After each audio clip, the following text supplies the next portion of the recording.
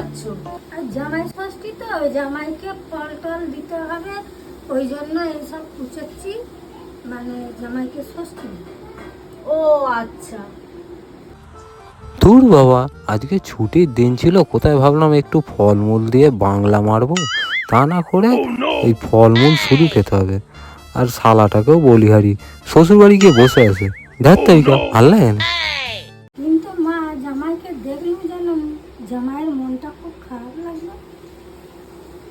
হ্যাঁ, মন তো একটু খারাপ আছে, কিন্তু তুমি ওসব নিয়ে চিন্তা করো না। তো মন ভালো করার ওষুধ আমার কাছে আছে, আমি মন ঠিক ভালো করে দেবো তোমার জামাইয়ের।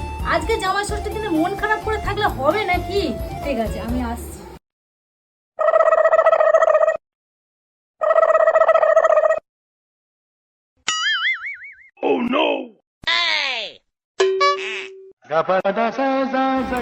এই দেখো মা, এই হচ্ছে তোমার জামাইয়ের মন ভালো হওয়ার ওষুধ।